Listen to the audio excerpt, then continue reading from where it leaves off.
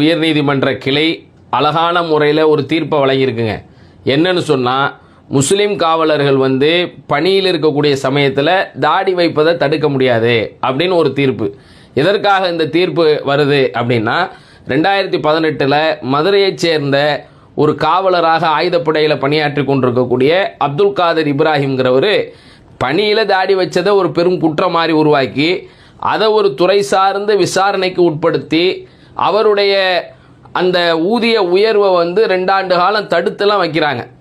இதை எதிர்த்து தான் அவர் வழக்கை முன்வைக்கிறார். பொதுவாக சீருடை பணியாளர்களாக இருக்கக்கூடிய காவல்துறை, இராணுவம் உள்ளிட்ட சில அடிப்படைகளில் தாடி வைப்பது கூடாதுங்கிற ஒரு தடையெல்லாம் எந்த விதத்திலும் எழுதப்பட்ட விதியாக இல்லைங்க. ஆனால் நடைமுறைகளில் இவங்க என்ன செய்கிறாங்கன்னா, ஒரு தாடி வைப்பதை ஏதோ ஒரு வகையிலான குற்ற உணர்வுகளோடு இஸ்லாமியர்கள் மீது மட்டும் ஒரு வெறுப்பை உமிழ்ந்து சில கருத்தியல்கள் வகுப்புவாத சிந்தனைகளோடு பரப்பப்பட்டுக்கிட்டே இருக்குது. அது சில நேரங்களில் வடநாடுகளில் ஒரு வெறித்தனமாக கூட இருப்பதெல்லாம் நம்ம அறிவோம். ஆனால் சீக்கியர்கள் இன்றைக்கு இராணுவத்திலேயோ காவல்துறையிலேயோ தாடி வைத்து கொண்டு தான் பணியாற்றுறாங்க. அவர்கள் தாடி வைப்பதற்கு ஏதேனும் தடை இருக்குதா?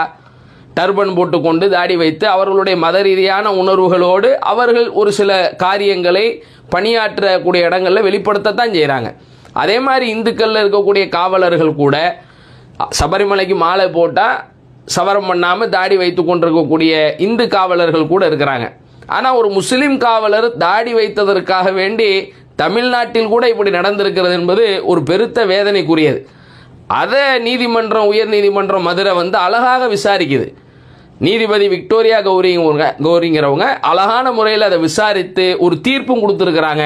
அந்த ஒரு தீர்ப்பு வரலாற்று பூர்வமாக பதிவு செய்யப்பட வேண்டியது, பாதுகாக்கப்பட வேண்டியது, அரசியல் அமைப்பு தந்திருக்கிற உரிமையை நிலைநாட்டக்கூடியது. அதான் நம்ம அங்கே கவனிக்கணும். வேற்றுமையில் ஒற்றுமை தான், யூனிட்டி இன் டைவர்சிட்டி. இதுதான் இந்திய அரசியலமைப்பினுடைய அடிப்படை. அவரவருக்கு அவருடைய மதம் சார்ந்த உரிமைகள் நிலைநாட்டப்படணும். ரைட் டு ஈக்குவாலிட்டி என்ற வேற்றுமையில் ஒற்றுமை என்பதை தாண்டி மத உரிமைகள் பாதுகாக்கப்படணும். எந்த அடிப்படையிலும் ஒரு முஸ்லீம் காவலர் தாடி வைப்பதை தடுக்க முடியாது, எந்த தடையும் விதிக்க முடியாது. முகமது நபியை பின்பற்றி அவர்கள் வாழ்க்கையில் தாடி வளர்ப்பது என்பதும் தாடி வைப்பது என்பதும் அவர்களுடைய ஒரு வழிமுறையாக இருக்குது. அதையெல்லாம் தடுக்க முடியாது என்று அழகான முறையில் மதுரை உயர்நீதிமன்றம் ஒரு தீர்ப்பு கொடுத்துருக்கு.